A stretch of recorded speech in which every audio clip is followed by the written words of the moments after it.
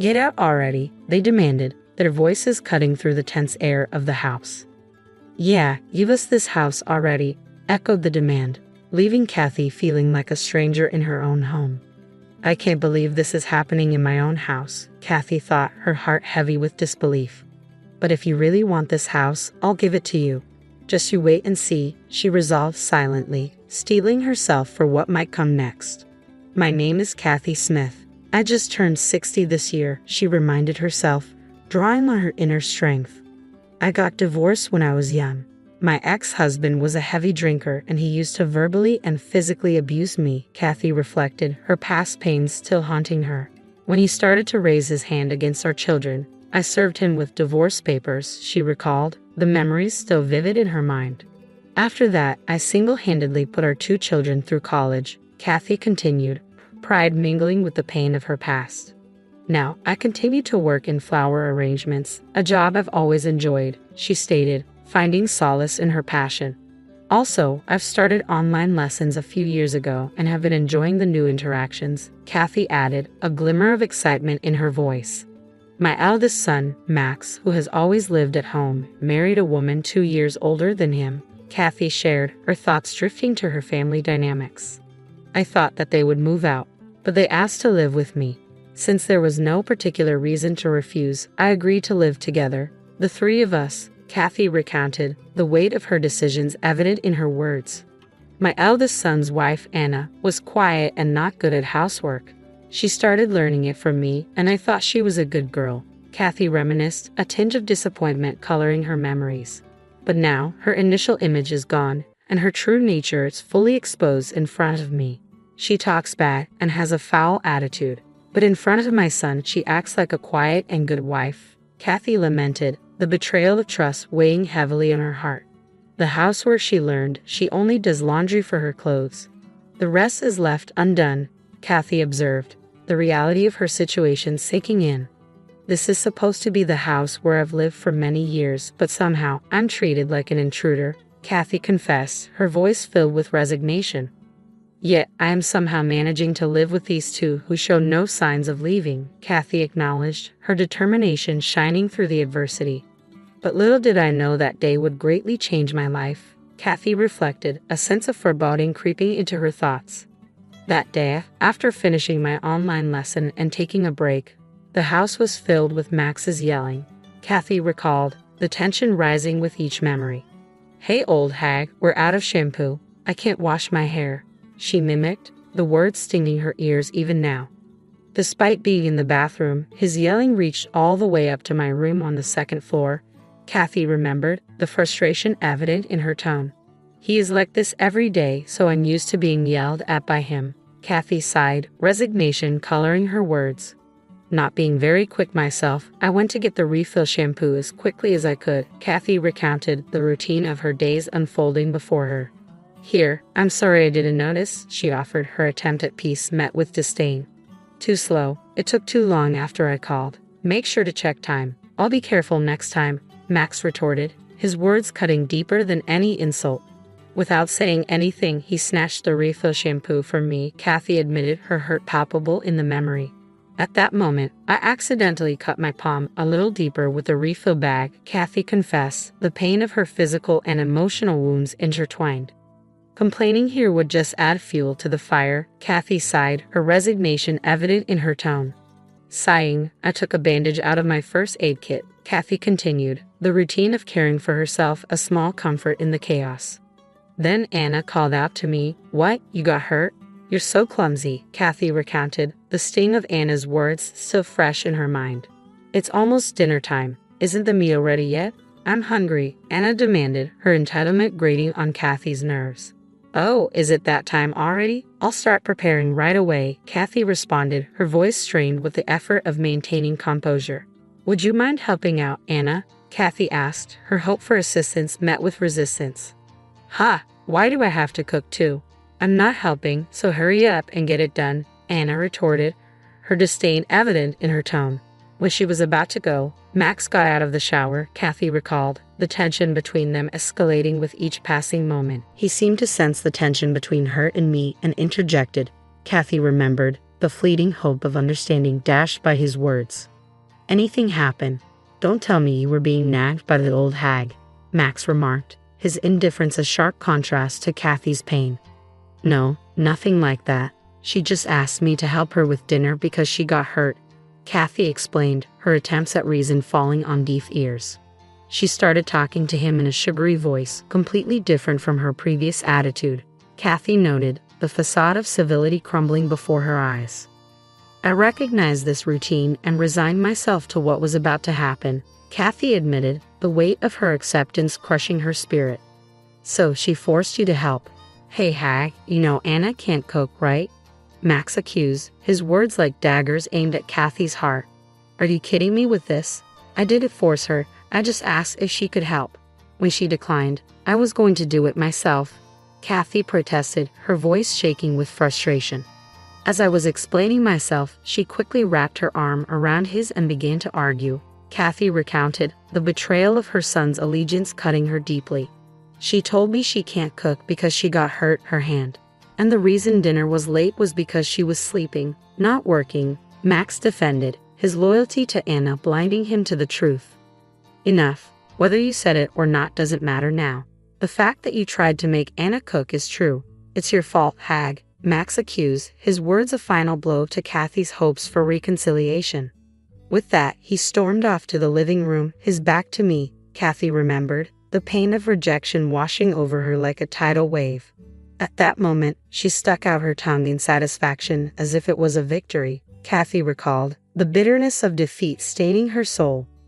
And then followed him to the living room, Kathy concluded, her voice hollow with resignation. He always took her side and never showed any. I caught sight of Max and Anna sprawled on the couch, their casual demeanor interrupted by my presence. Anna, quick to compose herself, straightened up and smoothed her appearance, flashing a fake smile as she greeted our guests. Long time no see, Lily. You look more beautiful than ever and Jake is handsome as always. Please sit down, she said, motioning for them to take a seat. Anna then gracefully excused herself from the couch and made her way to the kitchen. Once Lily and Jake settled in and started chatting with Max, I quietly followed Anna into the kitchen.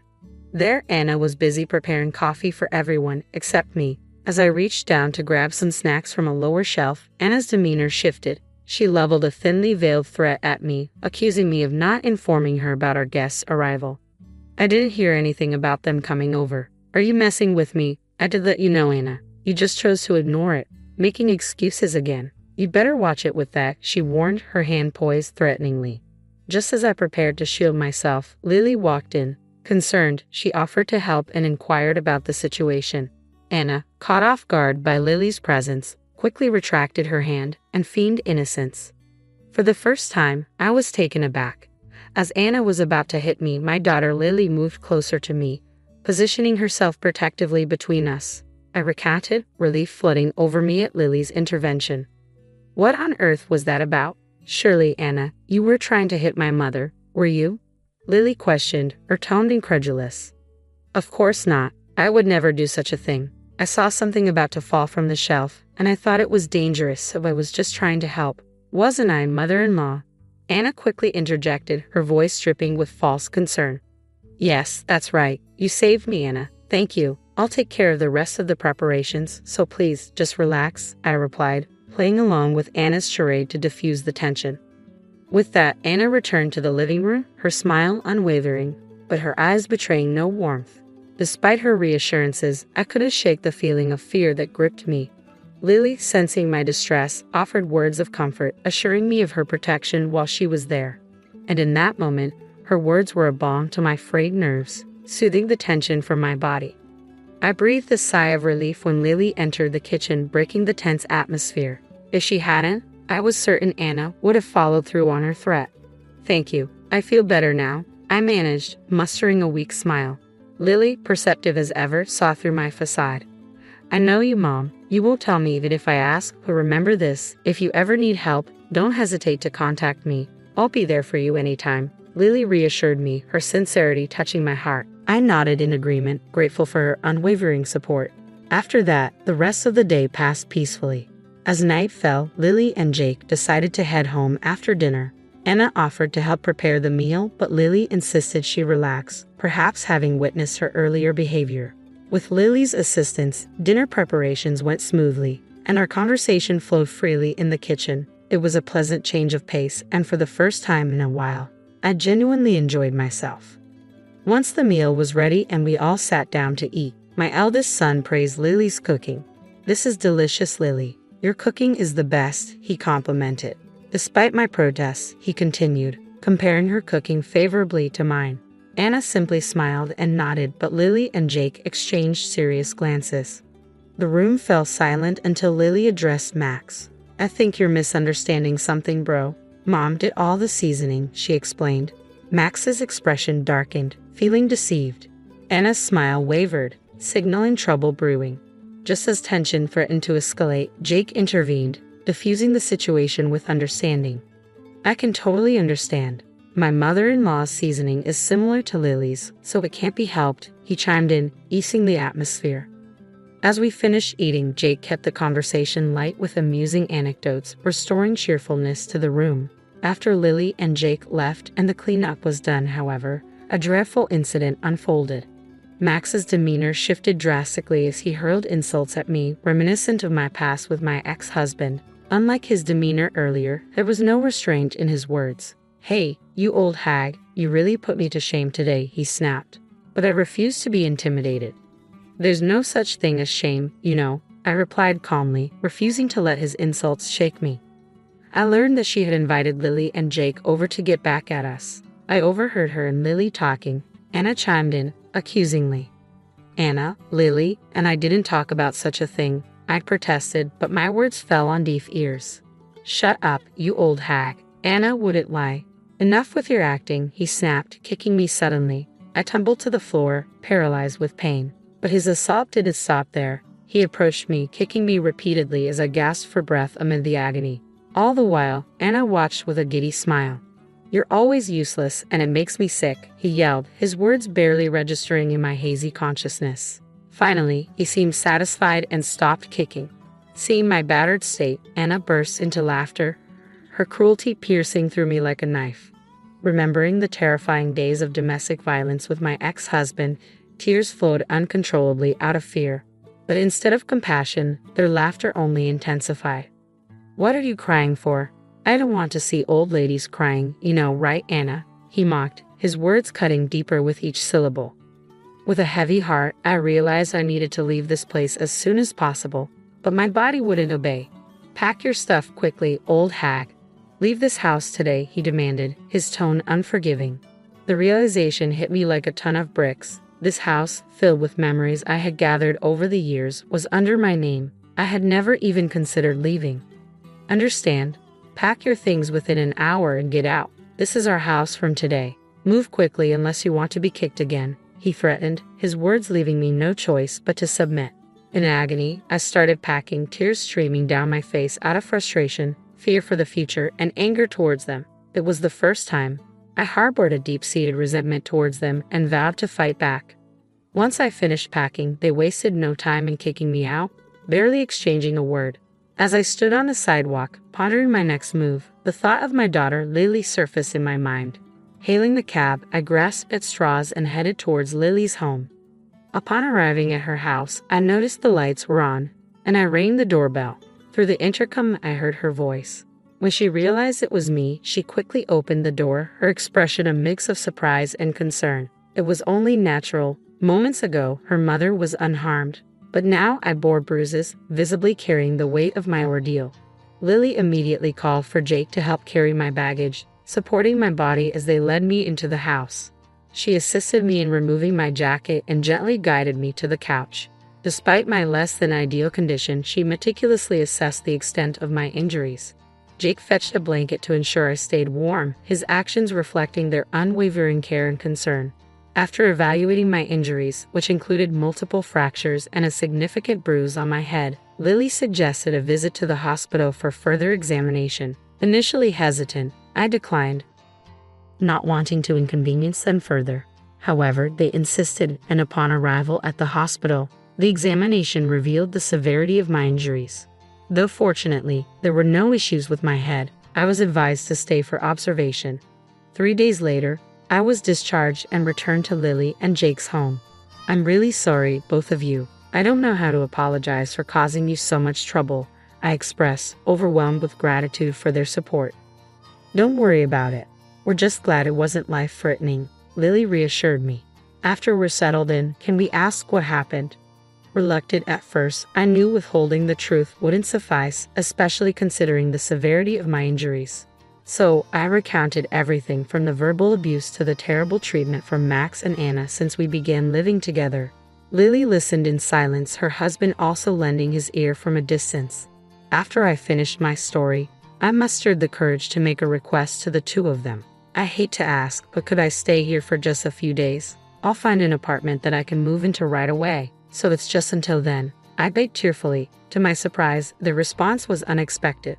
Mother-in-law, please don't make that face. While you were in the hospital, Anna and I discussed this. We thought we should live together. What do you think? Lily proposed, catching me off guard. Their suggestion of living together was something I never imagined. Overwhelmed with joy, tears streamed down my face. Thank you, I said repeatedly, expressing my gratitude. They comforted me until I stopped crying. Afterward, we decided to live together, the three of us. Lily and Jake made a proposal to give Max and Anna a taste of their own medicine for all the terrible things they had done. But is it okay to do something like that to your own brother? I questioned. Lily's response was resolute. I can't forgive those two. I believe they must not be forgiven. Seeing her determination, I agreed to the proposal, entrusting them to handle everything. Around the time the month changed, I received a call from Max. Hey, we had no idea there was still a mortgage on the house, and now we got a summons to court. What's going on? He demanded, his tone accusatory. I never said there was no mortgage. It's your house now. You should be the one to pay, I replied calmly. Max's response was heated. You gotta be kidding. We can't afford to pay that much. It's your house, you built it, so you should pay till the end, he argued. Refusing to accept responsibility, I stood my ground. It was you who kicked me out, so it's not my business, I retorted. Max's threat hung in the air as he abruptly ended the call. Trembling with fear, I realized the gravity of the situation, but believing Lily and Jake were on my side, I managed to calm myself. When I later informed Lily and Jake about the call, they seemed unsurprised. Mom, just ignore his calls from now on, Lily advised. Following her guidance, I obediently complied. Since then, I've been receiving calls almost every day from Max and Anna, but I steadfastly obey her advice. I continue to ignore the relentless calls. One day, they showed up at Lily's place. I was in the middle of an online lesson at the time and wasn't privy to the initial conversation. After my lesson, as I headed to the living room, I heard familiar voices. Peeking quietly, I saw Max and Anna pleading with Lily and Jake. Please just lend us a little bit of money, they begged. Lily responded sternly, how have you been handling your finances up until now? Weren't you contributing even a bit to your household? Well, we were paying our cell phone bills and insurance, but we never gave any money to my mother, Max admitted. Lily and Jake exchanged stunned looks and let out a sigh. So you're saying that Mom was covering all expenses, including utilities and food, and despite that, you treated her like a maid, verbally abused her, and eventually assaulted her and drove her out of her own house. We don't have a single cent to lend to people like you guys, Lily said firmly. What do you mean by verbal abuse and assault? Max hesitated, prompting Jake to step in. I agree with Lily. When we found mother-in-law, she was in a terrible state. She even had to be hospitalized. That's clearly a crime, Jake asserted. At this point, Max grew defensive and attempted to lunge at Lily. I was about to intervene, but Jake swiftly got in between them. Effortlessly restraining Max, Jake maintained control while Lily called the police. Shortly after, the police arrived and took Max and Anna away. Once they were gone, I rushed over to Lily and held her close. I'm glad you're okay. Really glad you didn't get hurt. Jake, thank you for protecting Lily. I expressed my gratitude. They both simply smiled in response, treating me kindly to put me at ease. Later, the evidence gathered by a detective and the lawyer Lily and Jake hired ensured we would receive a substantial amount of punitive damages from Max and Anna. It was then revealed that they had each been having affairs and were in a messy situation. Now, not only did they have financial issues, but they also had marital problems to face. Free from my abusive son and his wife, Once I regained my freedom, I started to heal, venturing outside again with a newfound sense of peace. Despite this, I still received occasional contact from Max, a clear violation of the court-ordered no-contact rule between us. Each time this happened, I promptly contacted my lawyer, who handled it with strict adherence to the law. One day, while at the supermarket, I bumped into our old next-door neighbor, who shared some interesting news. Apparently, Max and Anna were constantly embroiled in arguments about money and infidelity. Anna's true nature had finally come to light, acting as the catalyst for their impending divorce. As a result, they had decided to put their house up for sale. Meanwhile, my private investigator unearthed some revealing findings about Max's downward spiral. His involvement in police matters, lawsuits, and now his divorce had become the talk of his office. His inflated ego led to him quitting his job immediately, and he was dumped by his affair partner. Now, he works part-time and is homeless, spending his nights in parks and abandoned buildings. As for Anna, she had been staying with the man she was having an affair with, but she too was recently dumped. Now, she's seeking work in live-in jobs, attempting to rebuild her life from scratch. Her once beloved hobbies such as nail art and other fashionable activities have been abandoned, and she's now living a humble existence.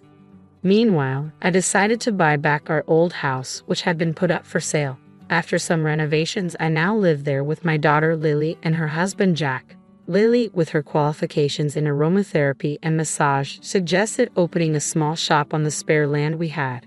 We've been managing well, offering physical lessons in the shop, selling items, and running a reservation-based aromatherapy massage service. Returning to our own home brings happiness every day. I am grateful to Lily and Jack, who took care of all the complex issues like private investigators and lawyers, which I found hard to handle. Their support has enabled us to achieve our current lifestyle. I have a wonderful relationship with Lily and Jack, and recently, I received the delightful news that Lily is pregnant. I can't wait to hold my grandchild in my arms. Looking ahead, my life will only become more joyful, and I consider myself very fortunate. I cannot thank them enough. I am truly grateful. I'm a 35-year-old office worker, and my husband Kevin, who is 6 years older, and I have been married for 9 years. Right now, due to some reasons, I'm living with my mom. Let me explain how I ended up in this situation. 4 years ago, Kevin and I built a house. At that time, Kevin had just changed jobs, and we didn't have much money saved or a big income. Kevin used to work for a big company, but he faced constant hidden bullying from his boss. This caused him sleep problems, and eventually he couldn't go to work anymore. He saw a psychiatrist, took a break for about 3 months, but when he didn't get better, he quit his job. After that, we got by on just my salary. Kevin didn't work for 3 months, but slowly started to feel better. He began eating and sleeping well again, and his psychiatrist was pleased with his quick recovery. My cheerful, loving Kevin was back. He then started looking for a new job. His experience at the big company helped, but finding a job was hard because he left his last job due to mental health issues. During this time, we found a small company that needed him. The salary was about a third of what he used to make, but he was happy to be working again. He said it was much better than being without a job, which made me happy. This job was also in the field he wanted to work in. We wanted to have children, but it was clear that life would be tough if I stopped working, so I continued working. I also loved my job, and we decided not to have children at that time. Since it was just the 3 of us, our life was peaceful until my mother, Sarah, was paralyzed in a car accident and needed a wheelchair to get around. My dad had passed away when I was in middle school, and Sarah had been living alone since then. Our family home was old and not suitable for a wheelchair, with many steps. Kevin then said, "I'm worried, let's live together." Sarah and I were surprised, but I appreciated Kevin's unexpected kindness. Since Kevin had just changed jobs, we were unsure about the future, but we decided to apply for a mortgage. As we expected, it was tough to get a loan because Kevin hadn't been at his job for long. However, we were determined and didn't give up. After trying with several mortgage companies, we finally found one that worked with us and approved our loan.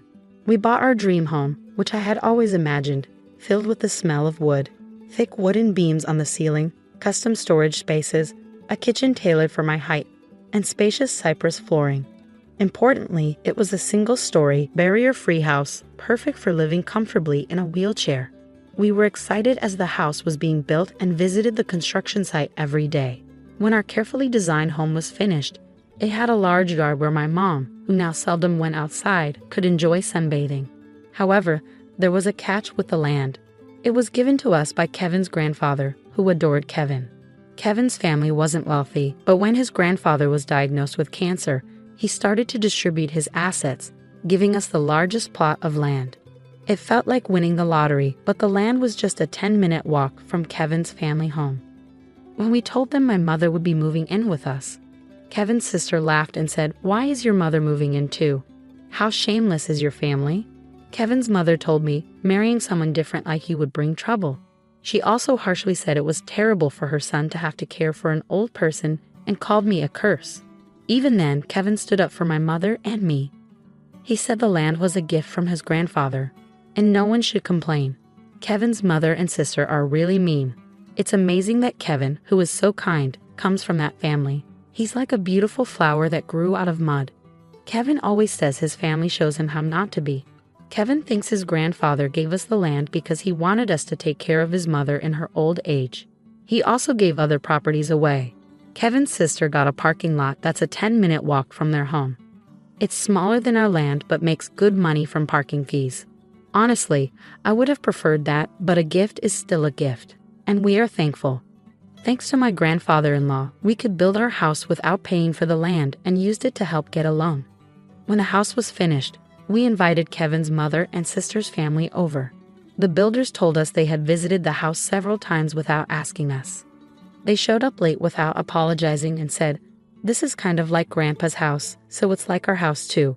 Kevin's sister came in with muddy shoes and said the house smelled nice and didn't need air fresheners. She and her husband walked around with muddy shoes, ignoring the slippers we offered. When I suggested they use slippers, she laughed and said it was too much trouble and we could just clean the floor. The visit was uncomfortable from the start, and they didn't bring anything with them. When they saw my mother's room, which is spacious and sunny, Kevin's mother said she would like that room. My mother's room is like a duplex with its own kitchen, almost a second living space. "I want to live here," said my mother-in-law during the third point of her conversation. She then told my mother, "You were lucky to have that accident, weren't you? Thanks to being paralyzed, you moved from that old shack to this nice house. Isn't that a lucky turn of events?" My mother said nothing but looked very sad. I was really angry inside, but before I could say anything, Kevin spoke up. "What'd you just say? There are things you should and shouldn't say. It makes me question your humanity. I can't even believe you're part of my family. You're the worst. Apologize now," Kevin demanded firmly. Whether they were amused or not, my mother and sister-in-law glared at me. Then my sister-in-law angrily asked Kevin, "What's this all about?" It's a total turnoff. It's not cool to invite people over and then be rude to them just because you built a house. You think you can act superior. The mother-in-law chimed in, "My son messed up by marrying you. You're a jinx." Kevin didn't stay silent. "Enough is enough. This mess started because of your rude comments. You said the accident was a good thing and called my wife a jinx. I will not forgive that." The mother and sister-in-law looked frustrated by Kevin's strong response. Then my mother, who had been watching everything, said with regret, "It's okay.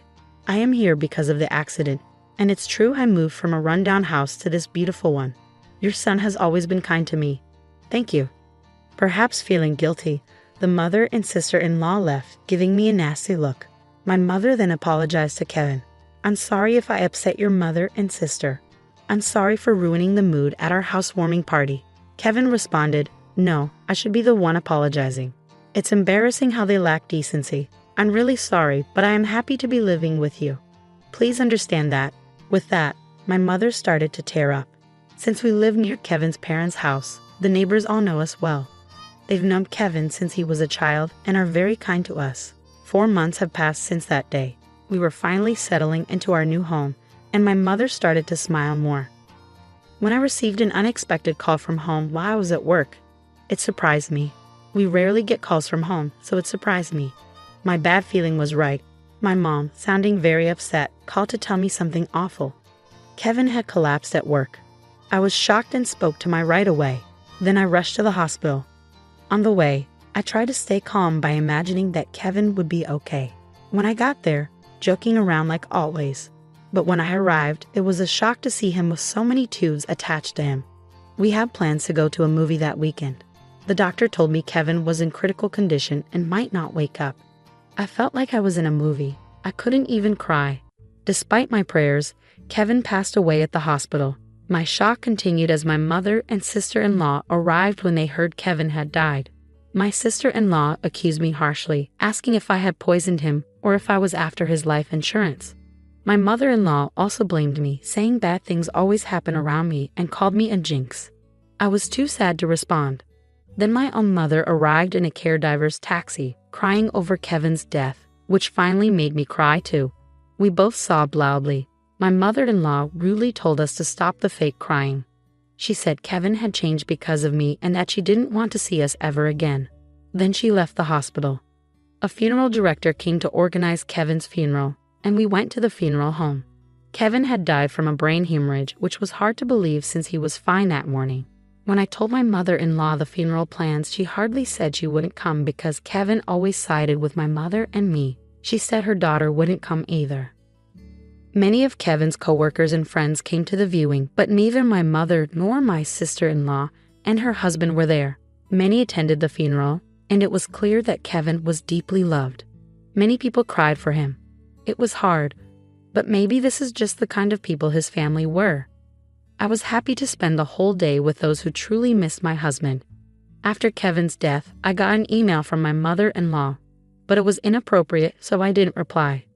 She was asking about the life insurance money and kept emailing because I didn't respond. Eventually, she claimed she had a right to it. I chose to ignore it because I wasn't ready to deal with that. When we got home, I noticed a light on inside, which was odd.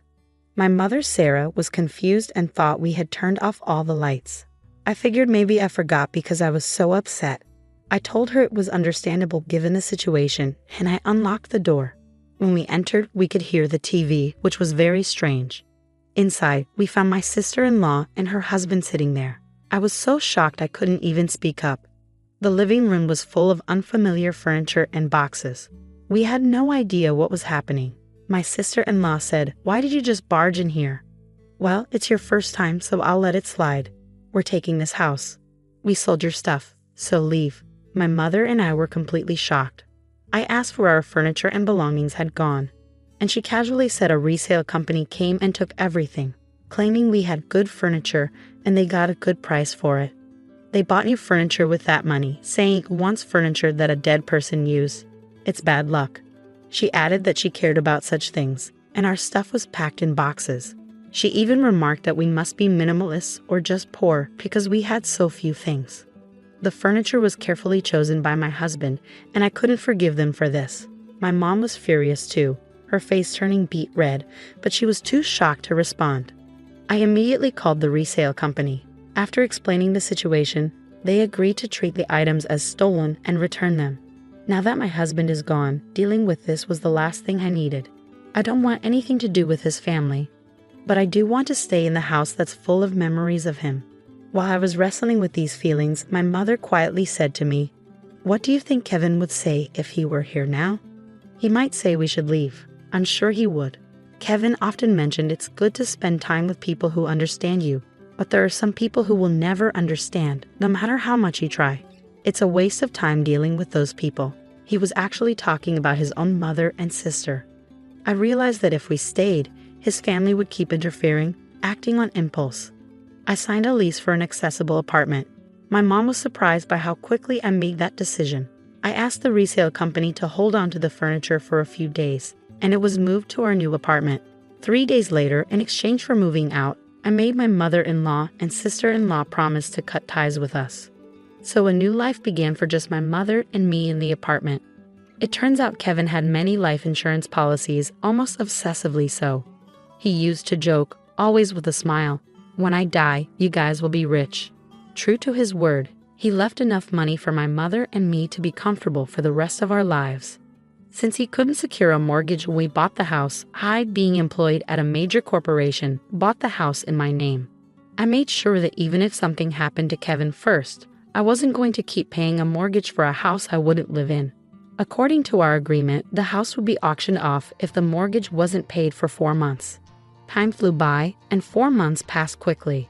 Then I started receiving a lot of calls from my sister-in-law Emily and my mother-in-law Maria.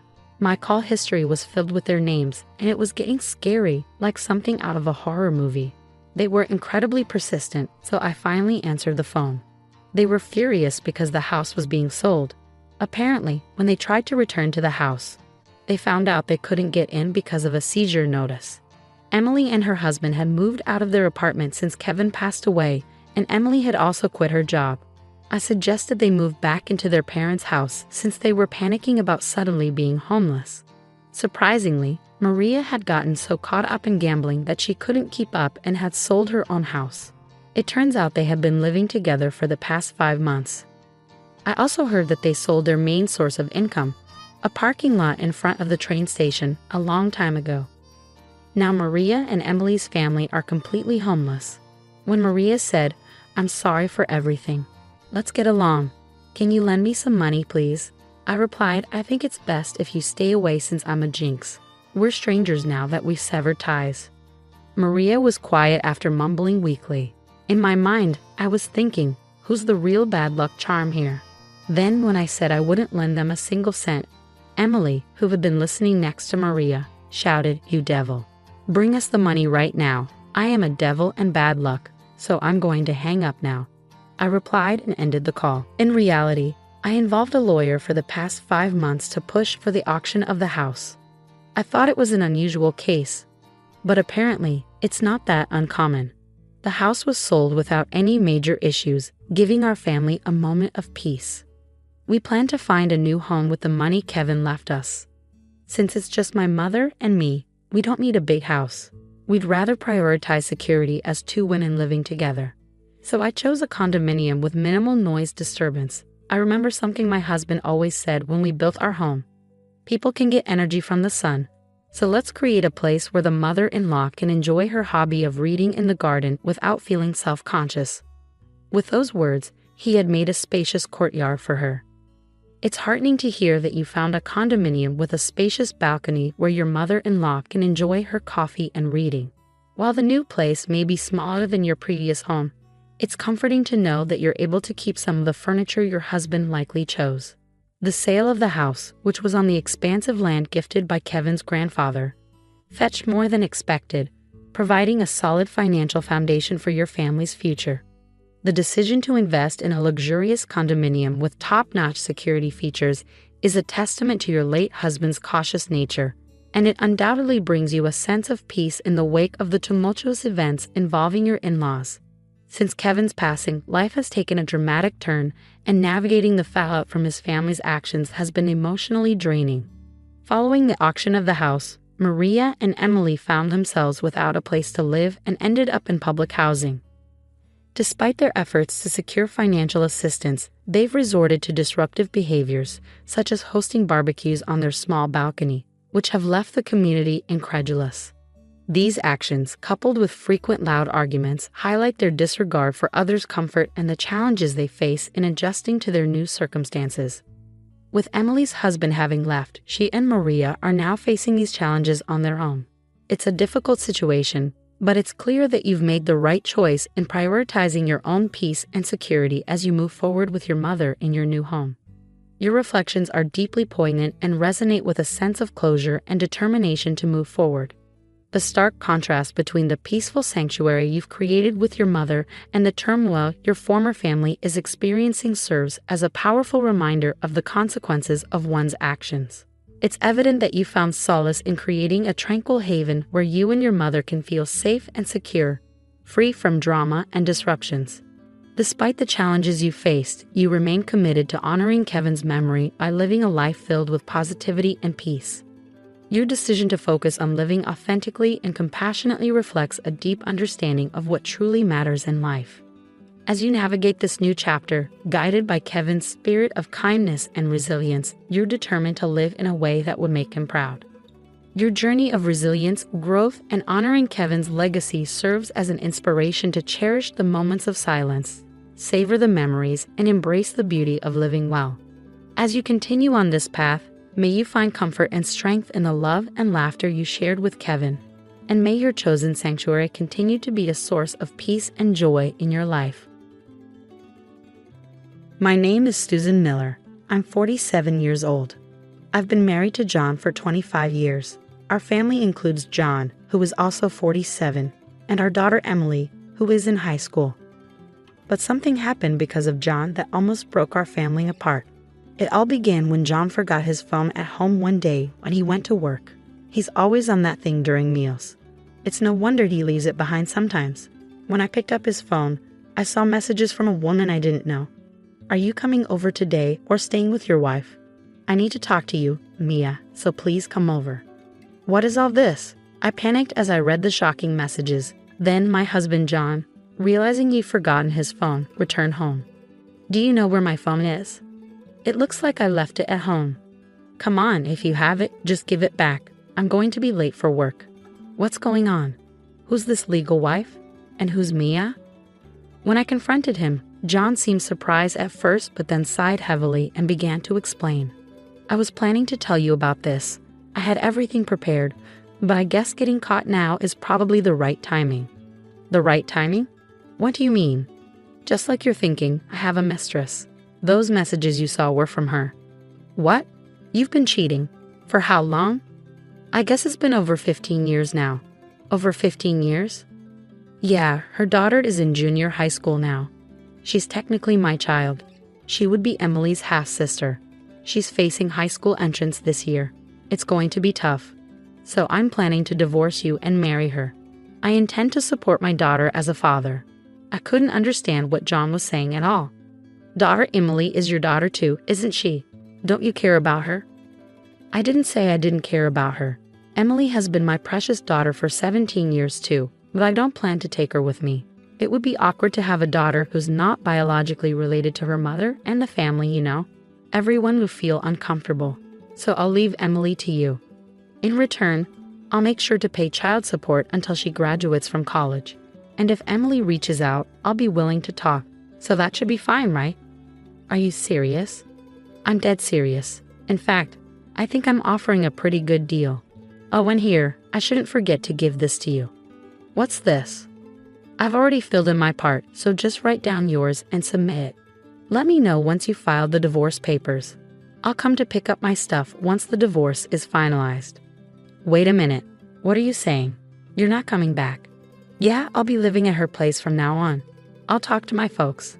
You just take care of Emily and don't do anything unnecessary. Well then, thanks for the last 25 years. Take care.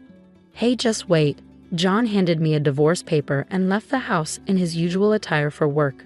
I'm sure her place must have been prepared with all the living necessities for him.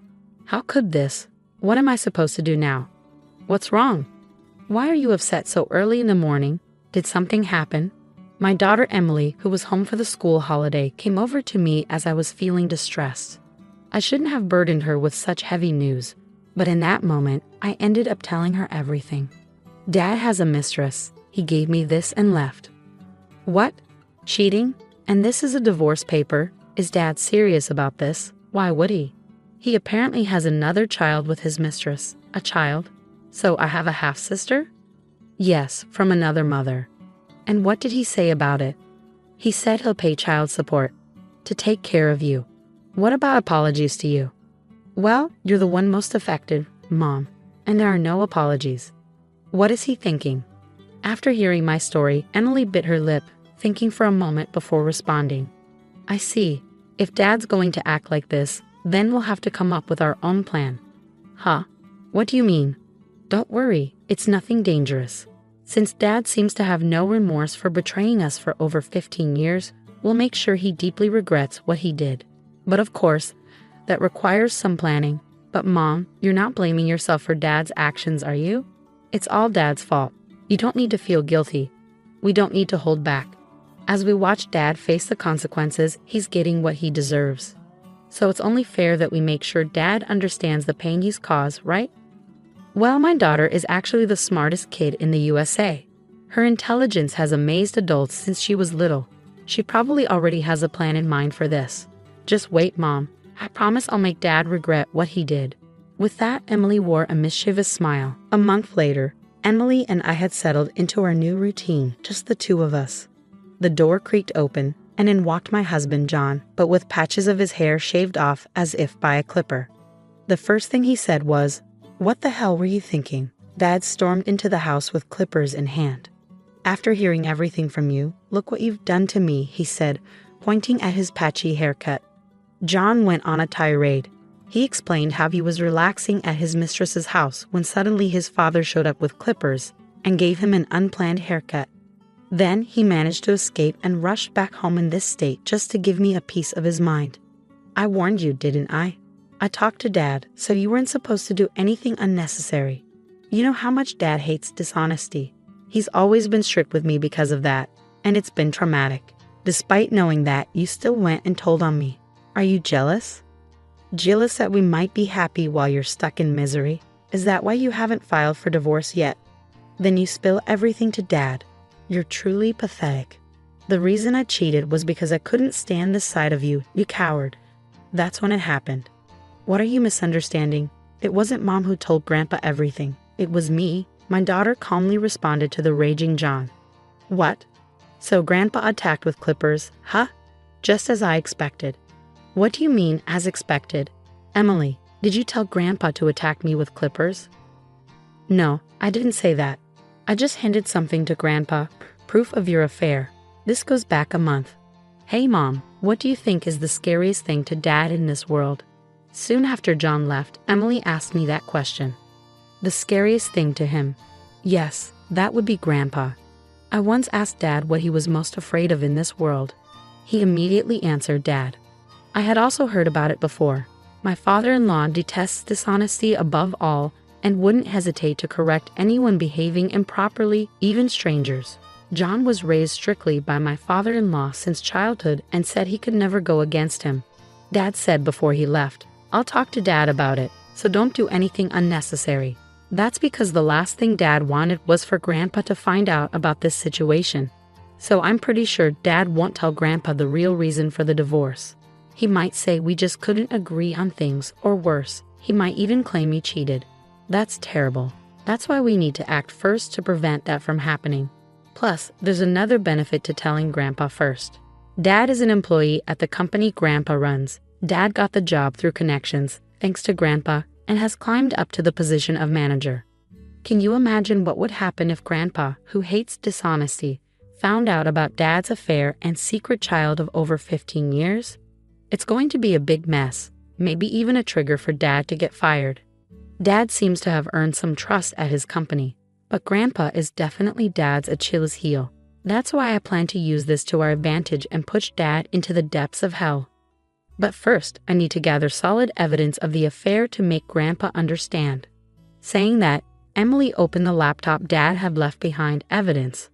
How are you going to? Normally, you'd need a detective agency to catch evidence of an affair. And there's probably a password on that laptop, right? I doubt you'd leave anything compromising on it. Normally, yes, but I don't need any of that. There's no point in paying someone to find something that's right here. Saying that, my daughter dismissed my concerns and rapidly typed on the keyboard, managing to unlock it in just a few seconds. She then extracted all the relevant information contained within. Wow, you really unlocked it. Well, of course. This is nothing for me now. Let's see what kind of evidence Dad left on this laptop. From their exchanges, it looks like Dad's mistress was an ex-girlfriend they reconnected. When I was still in your belly, Mom, that reunion sparked an affair that lasted over 15 years. Look, here's a photo. Dad's mistress seems to be this woman. Mom, do you recognize her? The photo Emily showed me was one of Dad and his mistress looking very close. I had seen the woman in the photo before. She's Dad's childhood friend. She got married early and moved away from her hometown. But after her divorce, she came back. I met her once when we visited his parents. I see. So she came back to town, and that's when the affair started. I'm truly appalled by my own father. Suddenly, Emily froze upon seeing a particular photo. What's wrong? Did you find something? Look at this. Emily looked at a photo of a girl who appeared to be the hidden child. Probably this is my half-sister, Dad's secret child. Are you okay? If it's too hard for you, Mom can take over, and you don't have to do this anymore, Emily. No, it's not that I mind. I want to see this through to the end. Saying that, Emily turned back to the computer.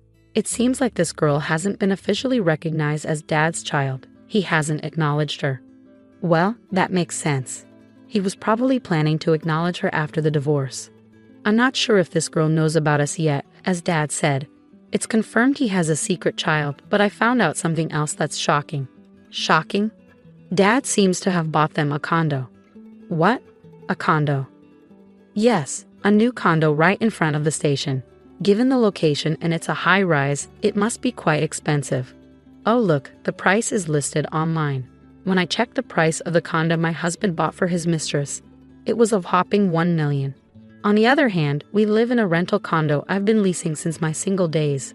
We discussed buying a house many times, but his consistent response was renting is more cost-effective. So there was this reason behind it. Is that all the information? I was expecting a bit more, honestly. Isn't this enough? It's sufficient, but I wanted more concrete evidence, like photos of them coming out of a hotel. The information we got from this computer includes the mistress and the hidden child's names and photos, and the fact that Dad bought a condo for his mistress. How about we make a direct visit to the condo? If we capture photos of them coming out, that could serve as evidence. Aren't you curious about what kind of life they're leading? Saying that, Emily grinned mischievously. The next day, we headed to the condo where we presumed Dad was staying. The condo looks bigger than in the photos. Really, it's surprising he had enough money to buy a condo for his mistress. Where did he get the money? Mom, isn't that Dad? Looks like they're heading out as a family, Emily pointed. And there were Dad, his mistress, and the hidden child. I quickly captured their image on my camera. From the outside, they look like a normal family. You wouldn't think he's been having an affair for 15 years. They must be considered a happy family by the neighbors. At that moment, we overheard a conversation from the three passing right by our hiding spot. Hey, when's the divorce going to be finalized? You shoved the divorce papers at your official wife before leaving, right? Yeah, but she seems reluctant. Hasn't got any message that she submitted the divorce papers, even though I said I'd pay alimony. What's she hesitating for? Maybe she still has feelings for you, who knows? But even if that's true, you're the only one for me since the beginning. I have no intention of getting back with her, John. Hey Dad, what about me? I'm more important than that other daughter, right? Of course you're my only daughter, Mia. Yay, I don't care if she goes to some famous high school or whatever. Dad chose me. I wonder what kind of face she's making now, being abandoned by Dad. Poor thing. Hearing their outrageous conversation left us astounded. Then, I thought she didn't know since she's not recognized, but she knew about us. No need to hold back then. Let's not just plunge Dad into hell. But those two as well. Emily seemed even more determined to seek revenge after overhearing their talk, glaring at the three with a wrathful expression. But it's good we came here. We got a video of the three leaving the condo, and thanks to their chatter so close to us, we caught their entire conversation. With this evidence, I bet we can demand a much higher amount, and Grandpa won't stay silent for sure. With that evidence in hand, we went to a law firm to draft the claim documents. For the finishing touch, Emily and I headed to my in-laws' house. It's rare for you to visit without notice and just the two of you at that. Something happened. Actually, I shared everything that had occurred with my in-laws, Mike and Lily. Mike started trembling and then exploded in rage. Over 15 years of cheating, and he even has a secret child. That bastard, where is he now? He's been at his mistress's place since he left in the condo he bought her, right in front of the station. What? When Dad said, my daughter is only Mia. Only you, does Dad hate me? After living together all this time, he values that woman's child more.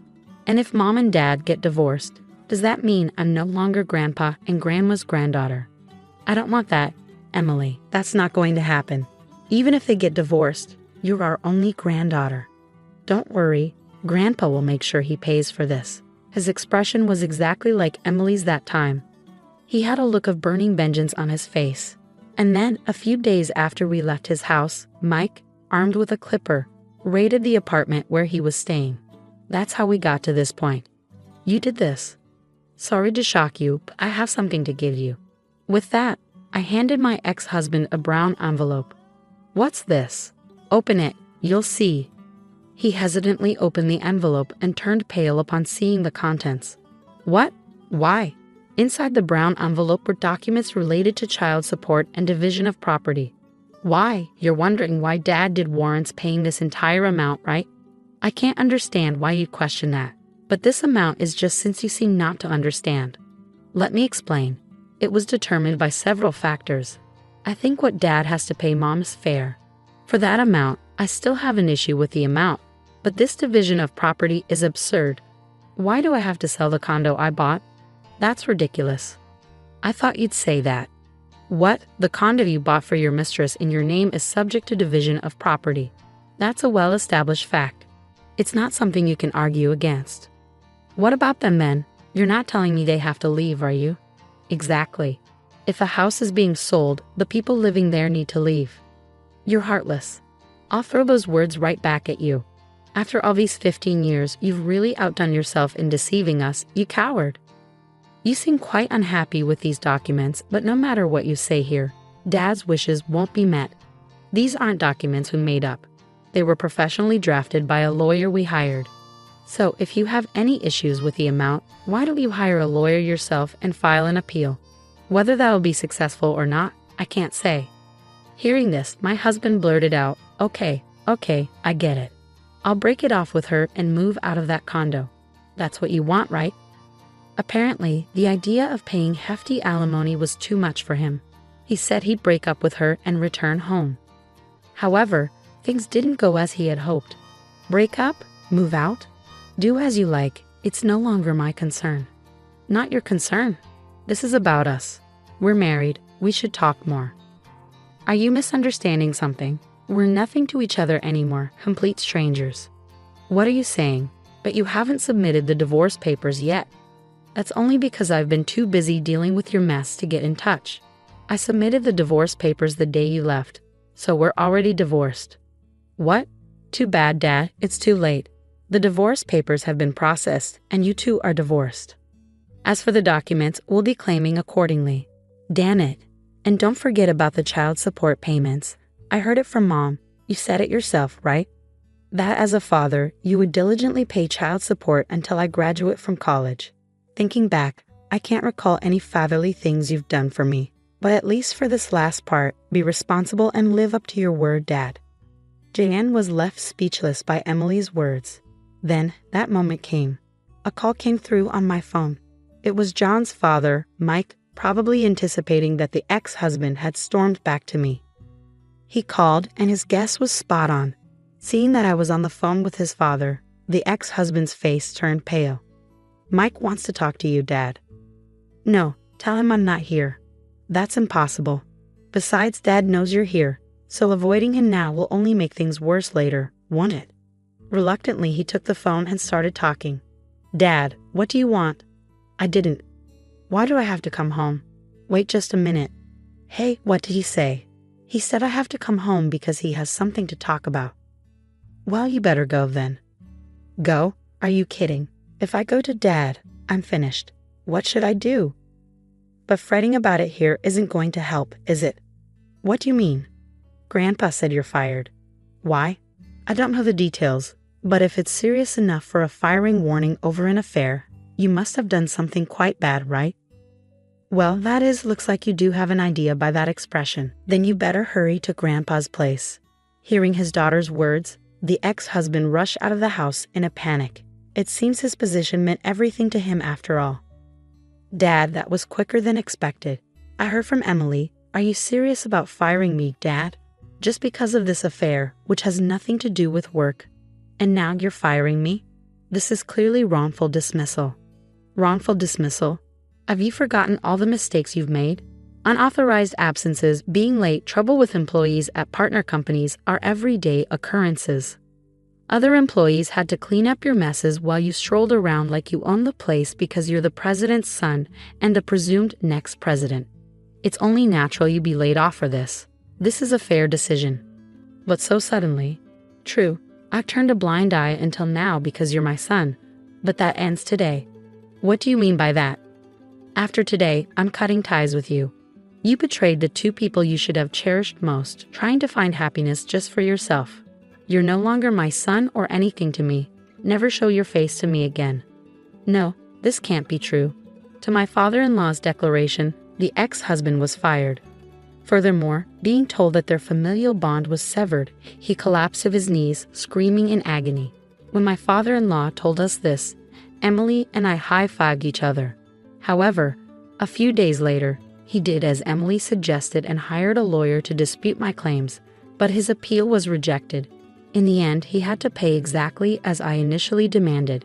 It seemed John's mistress was entirely dependent on the ex-husband's salary, being a part-time housewife with a meager monthly income. Hence, I admit to what I've done and I'm reflecting on it, but I can't pay such an amount. Half? No, even a 30% reduction would be appreciated. She pleaded for a reduction, as if haggling at a market, but I rejected it. Eventually, her parents had to pay off the debt in her stead. Thus, even though he got his wish to remarry his mistress, he ended up in a terrible living situation. Of course, the hidden child who was supposed to enroll in high school couldn't do it due to her parents' self-inflicted plight. As for us, then, Mom, I'm going to take care. You too, it's really dangerous out there these days. I know, Emily. If anything happens, make sure to contact me. Even if nothing happens, I'll still check in often, and I'll come back home, even if you get tired of me.